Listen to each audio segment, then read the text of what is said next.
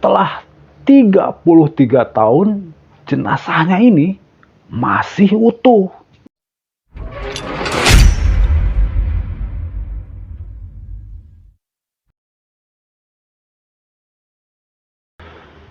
Assalamualaikum warahmatullahi wabarakatuh. Apa kabar sahabat malam horor semua dimanapun kalian berada? Seperti biasa, mudah-mudahan sahabat-sahabat malam horor semua selalu dalam keadaan baik-baik saja, selalu dalam keadaan sehat-sehat semuanya ya. Terus yang lagi sakit pun semoga segera disembuhkan, dan semoga juga rezeki-rezeki dari sahabat-sahabat malam horor semua semakin dilimpahkan. Amin ya rabbal alamin. Saya berterima kasih kepada sahabat-sahabat malam horor semua yang sudah menekan tombol subscribe-nya, yang sudah mengaktifkan lonceng notifikasinya, yang udah like, yang udah share, yang udah komen juga, terima kasih banyak.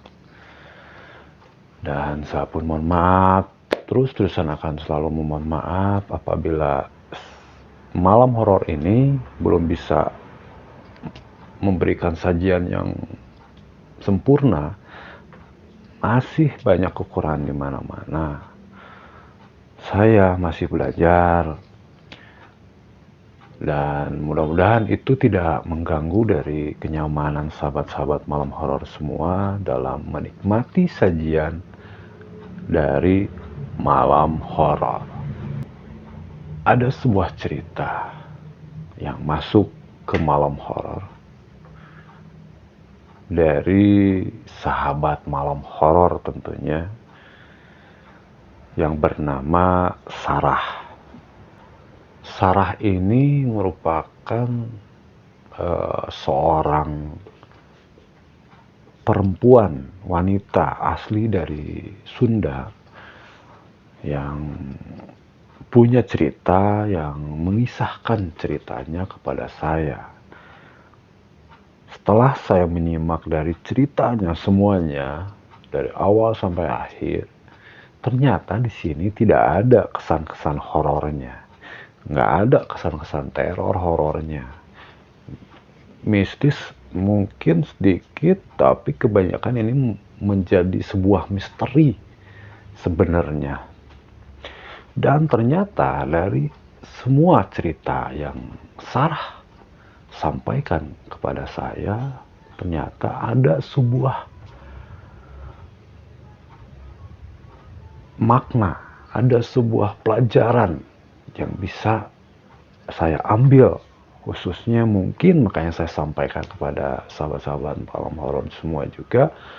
Mungkin dari persepsi dari sahabat malam horor semua mungkin ada pendapat lain. Makanya saya ingin menyampaikan ceritanya dari Sarah ini kepada sahabat-sahabat malam horor semua. Nah, Sarah menuturkan bahwa sebenarnya awal cerita itu ada di sekitaran tahun 80-an. Di sekitaran, tepatnya di tahun 1983. Di mana Sarah waktu itu masih berumur 4,5 tahun. Dan dia pun punya adik laki-laki yang masih bayi. Usianya sekitaran di 3 bulan lah. Masih bayi. Di mana Sarah menuturkan di tahun itu adalah tahun kelabu buat dirinya. Walaupun posisinya dia masih kecil, Sarah ini masih bisa mengingat adalah tahun yang paling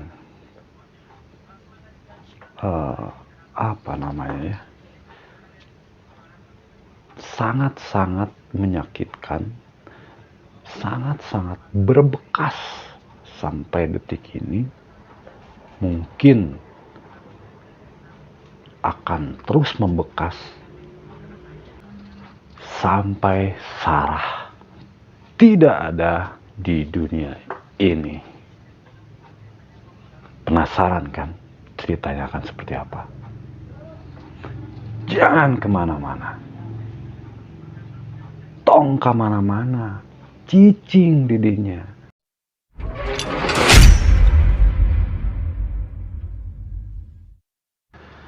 Kita kembali ke cerita. Di tahun itu, Sarah masih ingat kejadian yang, maaf, saya tidak bisa membuka semuanya di sini karena buat saya pun ini merupakan kejadian yang sebenarnya kalau saya pribadi pun mungkin tidak akan sanggup, mungkin, walaupun saya laki-laki. Karena di saat itu ternyata momen yang sangat membekas di hatinya Sarah sampai detik ini adalah kehilangan dari sosok ayah tercintanya. Intinya Sarah kehilangan sosok ayah ini karena ada sebuah kecelakaan tragis yang akhirnya merenggut dari ayah tercinta Sarah ini. Sarah mengisahkan saat itu di mana dia masih kecil, adiknya masih kecil, terus memanggil-manggil nama ayahnya.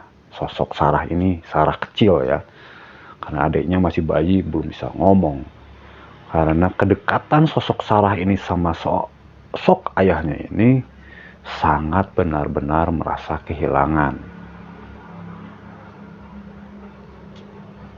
Saya pun tidak bisa membayangkan sebenarnya kalau saya di posisi itu saat itu. Dan itu akan terus akan membekas pasti dalam benak saya dan hati saya juga. Seorang perempuan saat itu masih kecil juga, ditinggal sosok ayah merupakan cobaan berat. Setelah kejadian itu, hari berganti, tahun berganti, Sarah pun akhirnya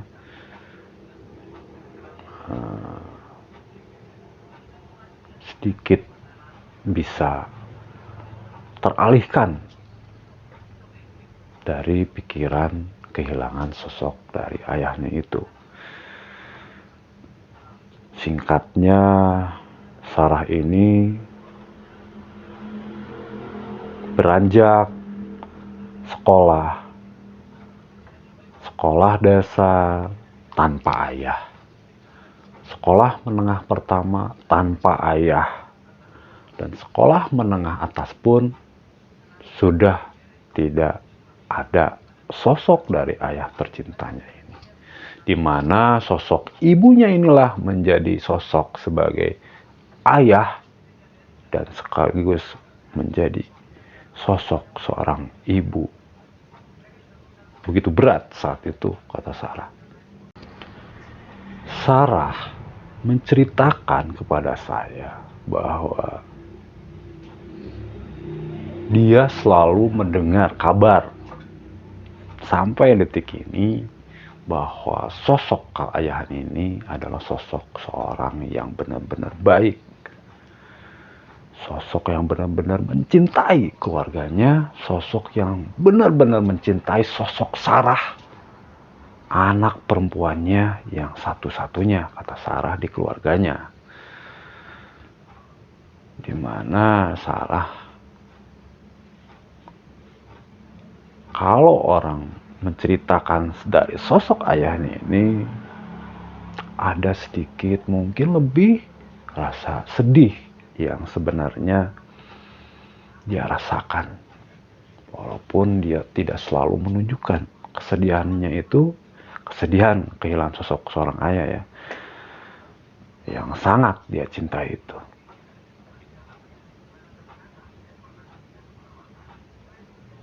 Sarah pun menuturkan bahwa sosok ayahnya ini bukan sosok yang gimana gitu. Sosoknya biasa aja. Cuman emang kata Sarah, sosok ayahnya ini adalah sosok orang yang tegas. Dimana kalau ada hal yang tidak mengenakan atau tidak pas dengan hal-hal yang menurut ayahnya ini tidak bagus, pasti akan diluruskan oleh sosok ayahnya ini. Secara keseluruhan bisa diambil bahwa sosok ayahnya ini adalah sosok yang benar-benar menjadi sosok seorang laki-laki, sosok seorang ayah sejati, sosok yang benar-benar ayah yang selalu melindungi dan menyayangi dari keluarganya. Dan yang pasti, kata Sarah, banyak dia mendengar kabar, banyak dia mendengar cerita dari tetangganya, saudara-saudara yang bahwa sosok ayahnya ini adalah sosok yang benar-benar selalu mementingkan dari urusan orang lain, membantu orang lain. Di saat dia sibuk, dia akan selalu membantu, sibuk apapun itu. Tidak pernah sama orang lain, ini itu, ngurusin orang yang gak jelas. Tapi di saat momen-momen orang lain, tetangga-tetangganya membutuhkan dia akan selalu jadi orang yang terdepan untuk membantu.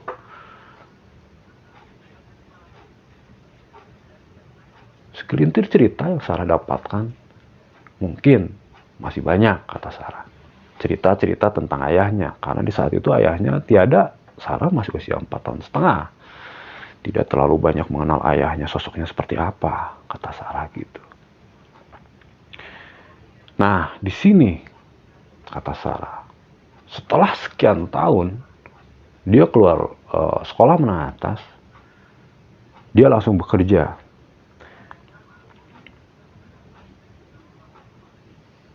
Hari demi hari dia lalui dan bekerja. Hingga tahun berganti tahun, masuk di tahun 2005,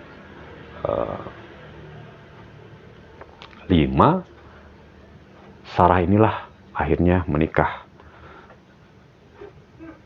dengan mungkin ini laki-laki pilihannya, kata Sarah gitu.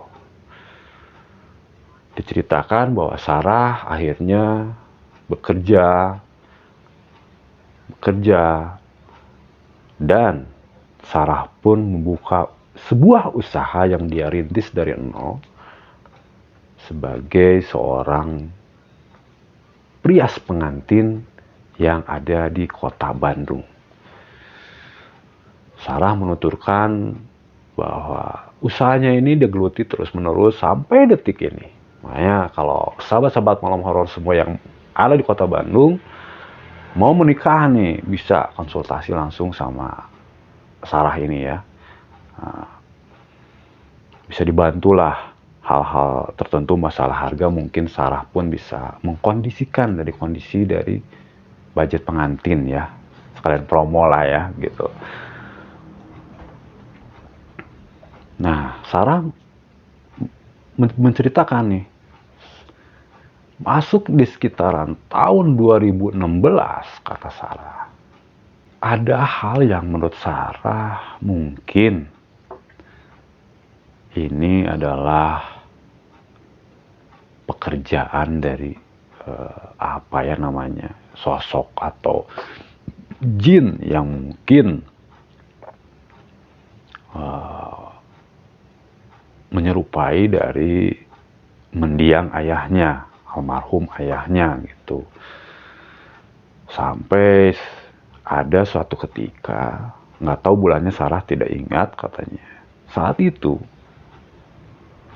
Sarah didatangi sama seorang yang kata Sarah, orang itu adalah orang yang tinggalnya ada di sekitaran makam dari sosok ayahnya itu.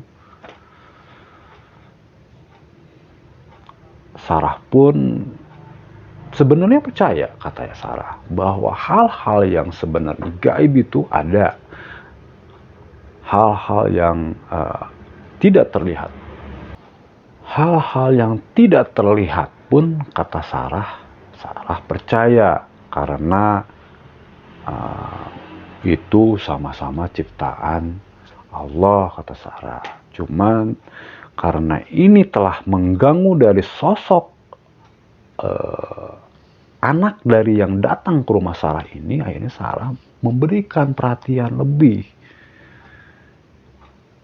di mana makam atau tempat peristirahatan terakhir dari almarhum ayahnya ini, mungkin kalau dari lokasi rumahnya mungkin 1 jam menempuh ke lokasinya itu. Akhirnya keesokan harinya Sarah menyempatkan untuk mendatangi dari orang yang datang ke rumah Sarah itu, mengabarkan bahwa anaknya dirasuki oleh seseorang yang mencari nama Reza lah. Reza, kita anggap aja namanya Reza. Reza ini adalah kakaknya Sarah yang kata Sarah beda ibu, katanya gitu. Nah, si sosok yang mungkin dirasuki dari jin yang mungkin kata Sarah ini mengatasnamakan dari almarhum ayahnya, ngomong bahwa si sosok jin ini ingin bertemu dengan yang bernama Reza. Dan ditanyakan Reza itu siapa, gitu kan. Dan si sosok yang merasuki ini ngomong bahwa Reza itu tinggalnya di Bandung, katanya gitu. Nah, si keluarga yang anaknya kerasukan ini akhirnya mencari informasi di daerah itu. Siapa yang bernama Reza ini? Akhirnya hari demi hari terus mencari. Hampir itu 1 bulan, akhirnya ketemu. Yaitu datang ke rumah Sarah. Ternyata betul di situ ada yang bernama Reza. Yang dikisahkan bahwa sosok yang merasuki anak ini adalah orang Bandung. Pingin ketemu sama anaknya yang bernama Reza. Saat itu juga Sarah menelepon kakaknya itu yang masih ada di Bandung untuk datang ke daerah yang ada di sekitaran makam dari mendiang almarhum dari ayahnya ini. Akhirnya Sarah mungkin sekitar kata Sarah 1 jaman, akhirnya kakaknya ini yang bernama Reza datang. Dan disitulah akhirnya si sosok jin, kata Reza, yang merasuki dari anak yang datang ayahnya datang ke rumah Sarah ini, membenarkan bahwa iya, inilah Reza, inilah anak saya. Tapi kata Sarah, si sosok yang merasuki ini malahan menatap ke dirinya dan merangkulnya. Merangkul Sarah dengan eratnya sambil ngomong bahwa kamulah anak saya dan hanya kamulah yang bisa membantu saya. Sarah pun terkejut. Kalau memang ini saya bisa membantu, apa yang harus saya bantu?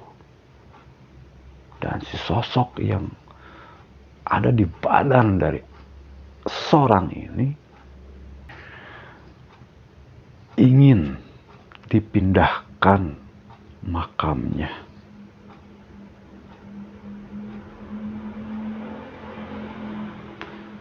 Dan di saat itu juga Sarah menjawab, kalau sekiranya ini bisa tidak mengganggu dari orang-orang di sini, akan saya lakukan. Saya akan memindahkan makam dari ayah saya.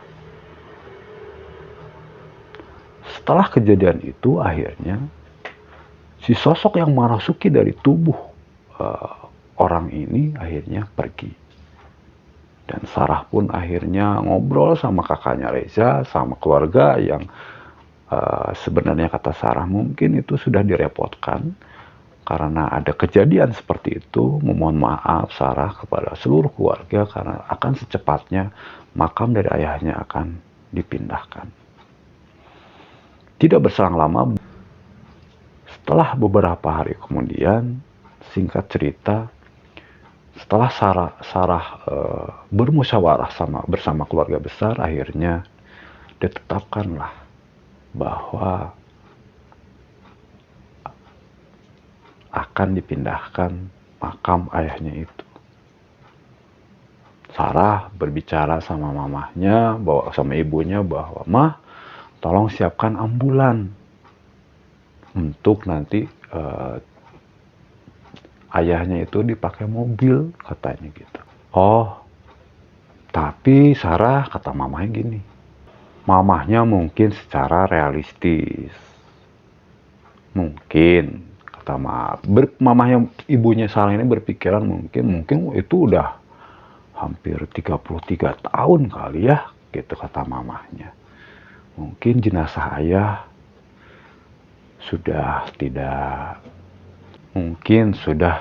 utuh lagi, mohon maaf, kata mamahnya ini kepada Sarah, menuturkan seperti itu. Tapi Sarah bersikeras, "Mah, udahlah, bawa ambulan aja, sewa ambulan aja, Mah." Mamahnya juga tetap bersikeras, didukung sama Reza kakaknya, "Udahlah, pakai mobil biasa aja," kata kakaknya juga gitu. Ya, Sarah akhirnya sedikit ada rasa kesal juga sih sebenarnya ya, mungkin kata Sarah, karena itu sosok ayah yang dia cintai banget lah gitu. Mengalahlah Sarah saat itu. Dan hari H pun datang. Pagi-pagi sekali seluruh keluarga besarnya, dari adiknya yang dulu masih berumur 3 bulan, kakaknya Reza, mamahnya, Sarah sendiri, ada tetangga yang ikut, adik dari bapaknya, almarhum ayahnya itu ikut, masih ada, terus ada ustadz juga, pemuka agama lah, terus ada teman-teman dari adiknya Sarah ini ikut, terus ada temannya Sarah juga ikut, suaminya ikut, anak-anak dari Sarah pun ikut, semua ikut lah pokoknya. Setelah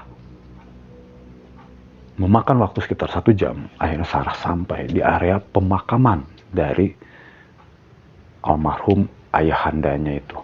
Ternyata emang Sarah menuturkan karena kejadian tragical accident-nya dulu itu, atau kecelakaan tragisnya itu mengakibatkan makam dari ayahnya ini, kata Sarah, dimakamkan saat itu juga yang sudah memasuki waktu malam hari, hingga itu sedikit jauh dari pemakaman yang luasnya.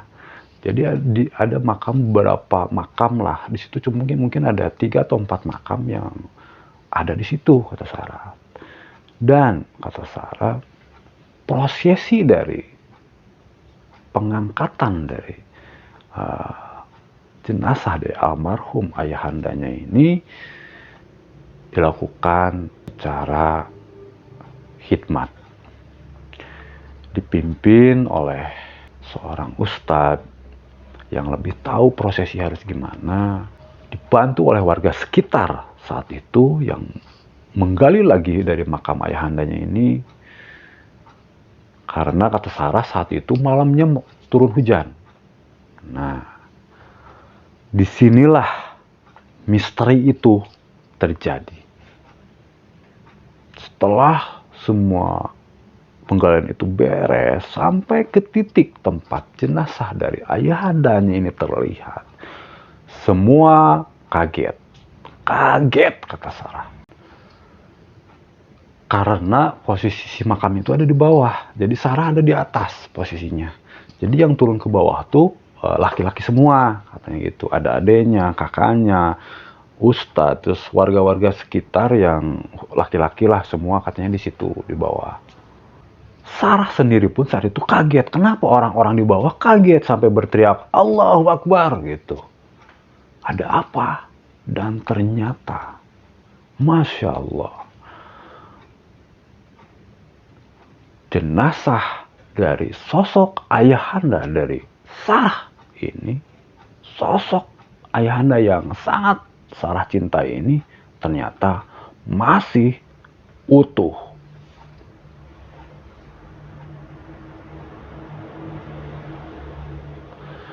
Setelah 33 tahun, jenazahnya ini masih utuh.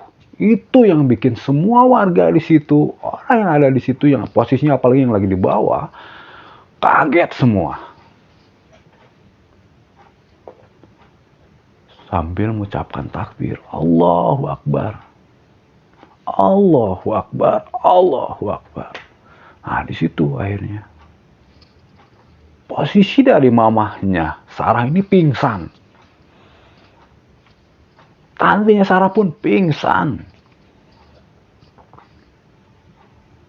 Karena mungkin di situ nangis, semua nangis. Dan apalagi kata Sarah, sosok dari adiknya ini yang belum pernah ingat, yang belum pernah ketemu sama sosok ayahandanya ini, tertegun di situ melihat sosok dari jenazah dari ayahandanya. Semua bertakbir, semua mengucapkan asma-asma suci Allah. Disitulah akhirnya semua rencana sedikit buyar. Kenapa? Yang disangkanya mungkin setelah 33 tahun jenazah itu mungkin sudah menjadi tanah atau gimana, akhirnya disitulah acara dadakannya ada gitu. Suaminya akhirnya sama saudaranya Sarah, mungkin sepupuan, itu bergerak mencari tempat untuk menyimpan, menyangga gitu, dari sosok jenazah dari ayahandanya ini. Mereka mencari bahan kayu atau papan. Akhirnya suami dari Sarah sama sepupunya Sarah ini akhirnya pergi nyari papan ini. Tidak dengan ukuran, dia bikin aja. Yang penting bisa buat dudukan dari jenazah dari ayahanda Sarah ini. Mereka bawa kembali akhirnya. Dan anehnya, papan yang suami sama sepupunya Sarah ini bikin ngepas banget gitu.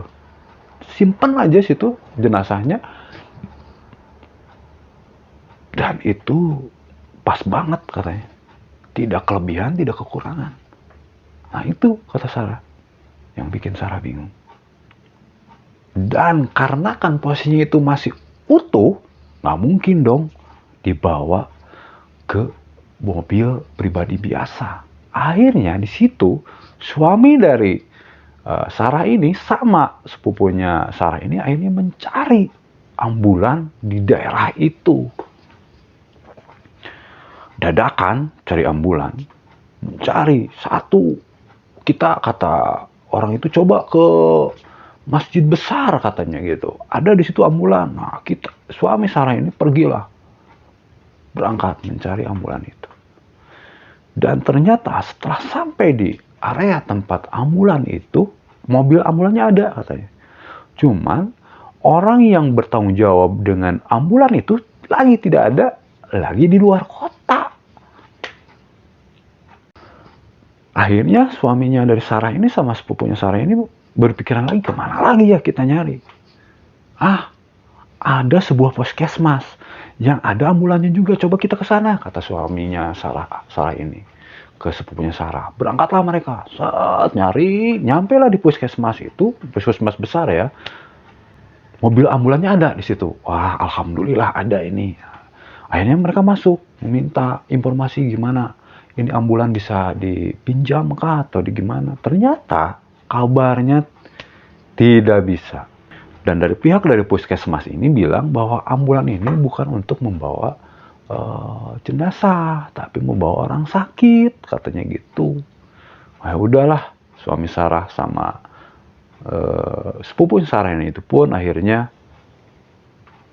pergi dari sana, dari puskesmas itu. Tapi sebelum mereka pergi, ada kabar bahwa coba ada di daerah situ, di seberang puskesmas ada juga yang punya ambulan warga, tapi itu ambulan khusus warga, katanya gitu, yang punyanya warga.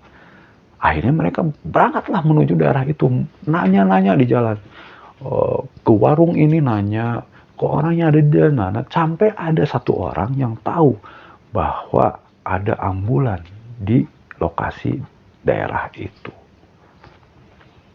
Setelah nanya, akhirnya ditunjukin lah, oh sebelah sana. Dan rumah orangnya yang bertanggung jawab soal ambulan ini ada juga. Posisinya tidak jauh dari ambulan itu. Akhirnya suami Sarah langsung lah, karena saat itu emang waktu udah dikejar waktu, kata Sarah. Berpamitan lah ini suami Sarah untuk menanyakan apa ambulannya bisa dipinjam. Nah, si bapak ini, sebut aja bapaknya Bapak Muji aja ya, yang ambulan ini, yang pegang ambulan ini. Nah, Bapak Muji ini bilang, mau apa, ada apa? Katanya gitu. Nah, suami dari Sarah ini ngomong, Bapak, saya mohon maaf, saya mau minta tolong, saya mau minjam ambulannya, Pak, buat pemakaman dari ayah saya, ayah mertua, katanya gitu. Oh, emang orang mana? Nah, disitulah sama suami Sarah ini dijelaskan bahwa ini bukan pemakaman yang baru meninggal, Pak, tapi posisinya mau mindahin jenazah dari ayah mertuanya ini ke daerah satunya lagi. Oh gitu, kata Bapak Muji. Ya udah, sekarang gini. Kalau mobil ini Bapak nyalain, nyala, itu berarti ambulannya siap dibawa. Berarti ambulannya mau nganterin dari jenazah ayahanda mertua katanya gitu. Tapi kalau mobil ambulan ini dinyalain, gimana nggak nyala? Saya mohon maaf, mendingan cari lagi ambulan yang lain. Kagetlah suaminya Sarah ini, kok ada yang gini ya ambulan gitu. Dalam hati nggak ngomong gitu. Perasaan ambulan tinggal pakai aja gitu, kata suami Sarah. Tapi suami Sarah ini nggak ngomong, ya udahlah, ngikutin aja dulu apa Bapak Muji omongin tadi. Nah, Bapak Muji menghampiri mobil ambulan itu. Ternyata kata suaminya Sarah ini, mobil ambulan itu bukan mobil ambulan baru. Masih mobil-mobil tipikalnya lama lah, 80 mungkin 80-an, mobil tua ambulannya. Dengan mengucapkan bismillah, Bapak Muji ini menyalakan ambulan itu. Dan ternyata mobil ambulan ini menyala. Dan Bapak Muji pun yang menjadi supir dari ambulan ini, yang bertanggung jawab atas mobil ambulan ini, bilang ke suaminya Sarah bahwa mobil ambulan ini, percaya atau tidak percaya, kalau dia nggak mau nganterin jenazah, dia nggak akan nyala. Gimana pun juga nggak akan nyala. Nggak tahu ya, wallahu alam, katanya gitu, kata si Bapak Muji ini. Tapi kalau posisinya ambulan ini mau mengantarkan jenazah, dia akan nyala. Diselimuti sebuah misteri, suami dari Sarah ini dengan sedikit bingung gitu, kok ada gitu yang gini gitu, kata suami Sarah ini dalam hati. Tanpa banyak apa-apa lagi, akhirnya posisi dari suaminya Sarah dan sepupunya Sarah ini memakai motor roda 2, akhirnya si ambulan ngikutin mereka berdua dari belakang, ngikutin Sampailah di suatu tempat, yaitu di pemakamannya ayahanda dari Sarah ini. Dibawalah itu kerandanya, pakai keranda, dimasukin lagi ke keranda. Setelah semua beres, akhirnya mereka berangkatlah ke pemakaman, di mana tempat itu ternyata adalah pemakaman keluarga. Dan pesan dari sosok atau jin yang merasuki dari warga yang rumahnya ada di sekitar pemakaman ayahanda dari Sarah ini, meminta ingin berkumpul sama keluarga. Itu pesannya. Kenapa Sarah menuruti kemauan dari sosok yang merasuki warga dari area pemakaman, yang rumahnya dekat dengan area pemakaman ayahandanya ini. Mereka berangkat ke sana. Di perjalanan itulah kejadian misteri selanjutnya terjadi, di mana posisi di dalam ambulan itu ternyata ada Sarah.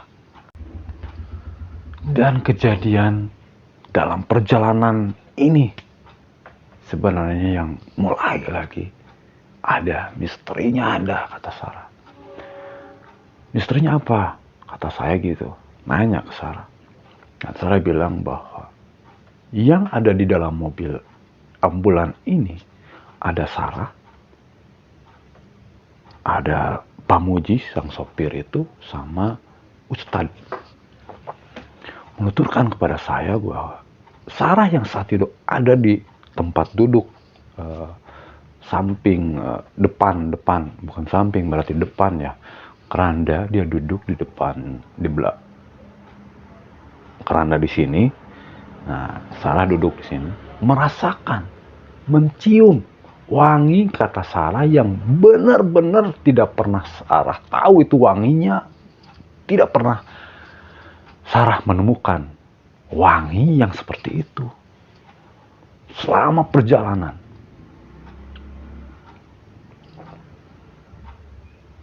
Sarah terdiam. Di situ Sarah menangis. Tidak berkata apa-apa selama perjalanan. Karena suami Sarah ini ada di depan. Posisinya lagi membuka jalan atau mengawal dari depan ambulan ini gitu.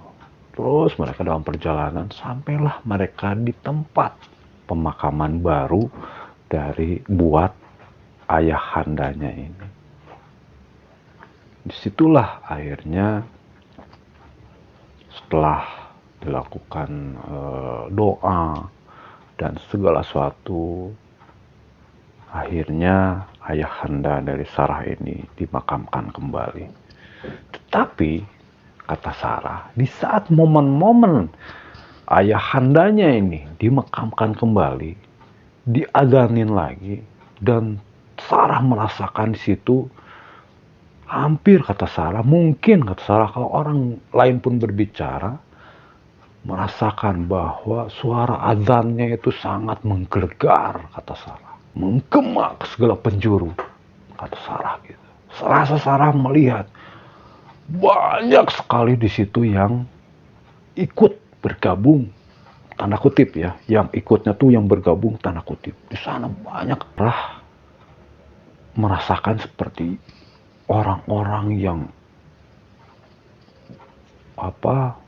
ikut mendoakan, orang-orangnya tanda kutip ya, mendoakan dari sosok ayahnya ini. Di situ Sarah menangis. Setelah pemakaman selesai, berdoa selesai, akhirnya mereka kembalilah menuju mobil dari keluarga gitu. Dan di saat perjalanan menuju area mobil mereka diparkir, termasuk Bapak Muji ini yang menjadi sopir ambulan itu menuturkan kepada Sarah bahwa bertanya malahan,